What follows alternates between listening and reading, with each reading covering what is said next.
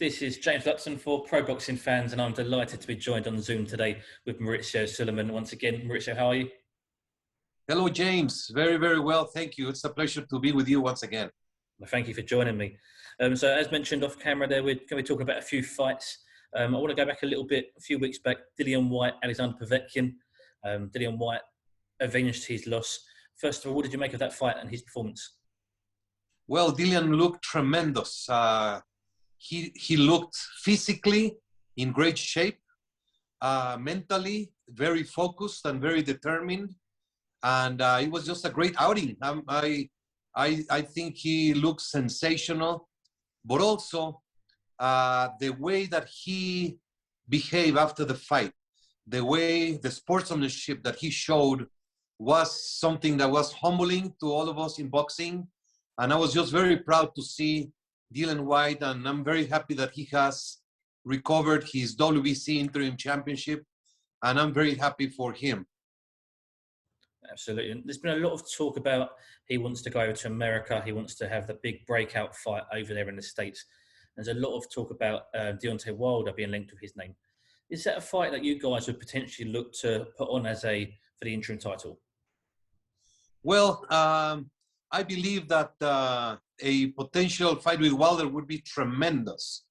As you know, the WBC has been waiting and cooperating with everything regarding the heavyweight division. There was an issue with Wilder and Fury, third fight. I don't know the status of that matter legally, and long-awaited supposed Tyson Fury Joshua fight that has been heavily advertised as a reality. So we're just waiting. We're using the same flexibility that we announced we would have since the pandemic began. And what I can say is that certainly there are many great fights that can be happening, and Dillian Whyte, of course, is in the mix. So you mentioned there the Wilder Fury trilogy. So is that currently still unresolved to your knowledge? Yeah, I have no idea. I have no information from either side on what's the status of that situation. So it would be responsible for me to comment because I don't know. No, absolutely. And you mentioned as well the mega fight, Anthony Joshua, Tyson Fury. We're hopeful that there will be an announcement in the next few days on a location for that fight taking place, hopefully. Again, in terms of that side of things, how much involvement do you guys have or knowledge of that do you have? The same. It is what is common knowledge by the public, that there's an agreement and that they are just trying to finalize the best site for the best economics for both fighters. Absolutely. Let's move on. As we mentioned, talk about a few fights. Katie Taylor, Tasha Jonas has come up May the 1st. Fantastic fight. Again, another fight that is a rematch from the Olympics back 9 years ago. What do you make of that fight? Well, Katie Taylor, she's a Wonder Woman.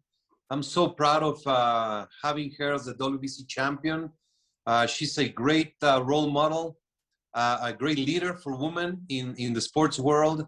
And Jonas, it's a rematch, so there's a lot of stake. There's a lot of animosity, and I'm sure it's going to be a tremendous fight come May 1st. You mentioned obviously Katie Taylor, and we know what she's done in the sport. How much of an inspiration is she in the next generation of female fighters? She's huge. She's so talented inside the ring. She has such a big heart, but that same attitude goes out into her life with being a humble woman, a leader, an inspiration for generations. And she's showing the power of woman, and she's inspiring thousands around the world to follow their dreams. And all I can say is that I'm very proud of Katie Taylor and everything that she represents. Absolutely. A week after that, May the 8th, we've got Canelo Alvarez and Billy Joe Saunders, another mega fight. Your thoughts on that? Well, that's a fight that has been talked about for several years. Whenever Canelo Alvarez is in a stage, you can be assured that the world is watching. She's the most important fighter of today. She's the leader of the sport. and I'm very proud of what he has decided to search for, which is getting the unified recognition of the super middleweight division.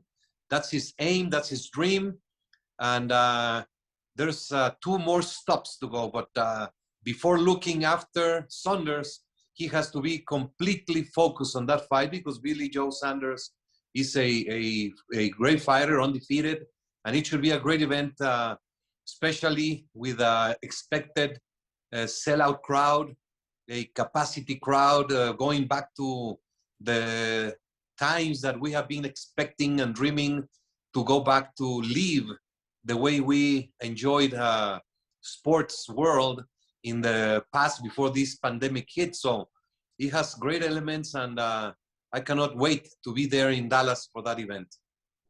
Absolutely, you just mentioned it there. Expected 70,000 fans there in attendance. Almost a bit of a normality coming back. How proud and how pleased will you be to be part of that? Great. I feel very proud. What Matchroom has done is so important. They believed in the sport. They kept the sport going. They have worked diligently. I was talking to the staff of Matchroom, because the work they do goes unnoticed.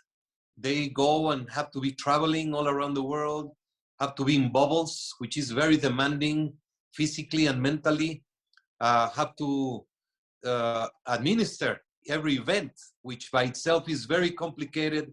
If you add so many complications that a pandemic has caused to anyone working, I have great respect for Eddie Hearn and his team, and I'm very thankful for what they are doing for the sport of boxing. Absolutely. Just the last one on the Canelo side of things. He was last out in February against Anthony Yildirim. There was a bit of backlash as to why he was the mandatory challenger.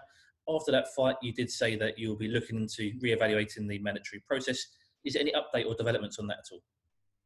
Yes, the WEC board is in full conscious of having the administration of our divisions with all the situations, the specific situations.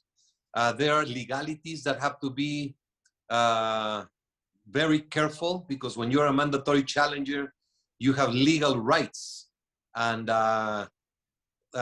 it can be brought to a very complicated legal case if something is done wrong. So it's just a situation that we are looking into. For example, Marcus Brown, who is a mandatory contender, he's going to take a fight because he has not fought in a long time. And he was appointed as mandatory through a process. Now he's going to be back in the ring and get back. So he will be in shape, in mental and physical shape, when he challenges as mandatory contender Arthur Beterbiev. So we are addressing every single situation, being very careful, and we have to respect the public, respect the sport, respect the champions and the promoters, and also just be careful with the rights that are given through a process to a specific fighter. Fantastic. How's the Bridgerweight side of things going? Obviously, that's started. You had a few fights there now. How's that going for you guys? Oh, it's going great. I'm very satisfied. There was a tremendous fight in Mexico between a Cuban and a Mexican for the Latin Bridgerweight title. 8th round, technical decision, but it was a sensational fight. We have Montreal, June 18 for the world title. We have in Russia a silver championship for the mandatory, and Lerena is the first mandatory to fight against the winner of Jennings and Rivas. So there's great activity, and I'm very happy to see it is all coming into be a reality. Fantastic. And just finally, I want to come on to the lightweight division. 2 big fights there at the top: Devin Haney and Jorge Linares, and then Javier Fortuna and Ryan Garcia. Talk about those 2 fights first of all. I think I'm right in saying Fortuna Garcia winner will face the winner of Haney Linares. I'm very happy, and it has proven the path that we designed through the franchise designation, the new concept. We have Teofimo Lopez doing the Cambosos fight in June, and we have a great tournament with Haney fighting against legendary champion Linares. We have Ryan Garcia fighting against Fortuna. So it's a great combination of fights with great fighters.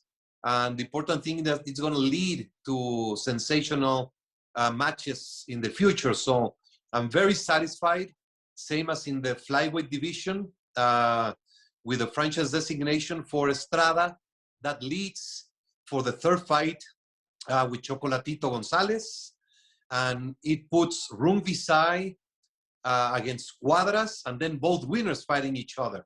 So slowly but surely, the franchise designation is taking its proper steps to secure and guarantee big fights. That's what it was intended for that reason, and it is proven that it's a proper mechanism, and I'm very satisfied and happy about it. In terms of the two, like I mentioned, two weights there, two little tournaments as such. Why do you feel they're a benefit for the sport in terms of the tournaments? Because there were some people who felt like Ryan Garcia should be getting a shot at Devin Haney rather than the two fighting the other two. Well, everyone can express their own opinion, and they have the right to do so. But there is nothing absolutely wrong, all to the contrary, to see Haney against Linares, a tremendous fight, and see Garcia against Fortuna.